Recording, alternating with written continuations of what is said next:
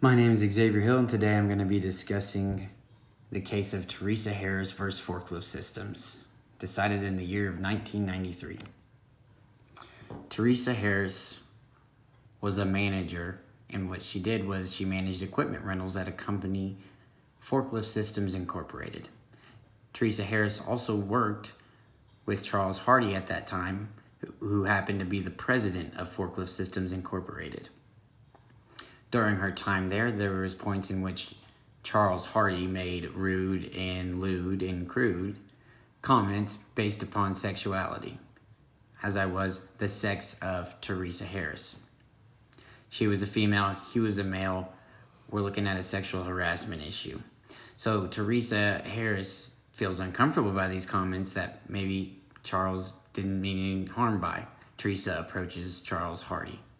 Charles Hardy explained to Teresa that, hey, I meant nothing by this. It was it was all fun and games. And she expressed the way that she felt to him and how it made her feel. And he stopped where he was and they continued on as normal. There was no write-up, no documentation.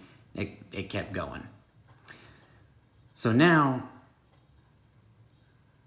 further down the line, we get to back in the same groove where Charles Hardy starts making his comments and going from there. I'd like to point out that Teresa Harris worked there from April 1985 until October 1987. So we have 2 years of these people working side by side.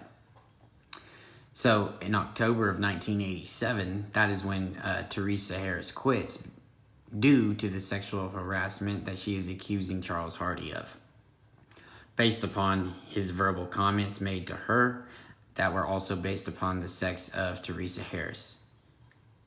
After Teresa Harris quits Forklift Systems Incorporated, she decides to sue them, stating that it was an abusive work environment.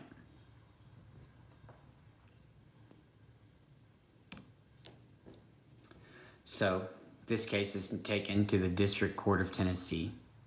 The District Court of Tennessee reviews the information at hand, the comments made by Mr. Hardy of Forklift Systems Incorporated, and determines that Mr. Hardy is not held to creating an abusive work environment. Teresa Harris is not a fan of this decision, so we now take it up to the Court of Appeals. She appeals the District Court of Tennessee, so now we sit at the Court of Appeals to review the same information, but they affirm the decision of the District Court of Tennessee, and the ruling is in favor of Charles Hardy. So how can we possibly look at the fact that two courts have seen the same case and ruled in the same way? Well, we're going to go to the Supreme Court, and where the Supreme Court said that Hardy's behavior was abusive, and they reversed the decisions made by the two lower courts. So the final court decision and conclusion of the case was that Teresa Harris was ruled in favor of.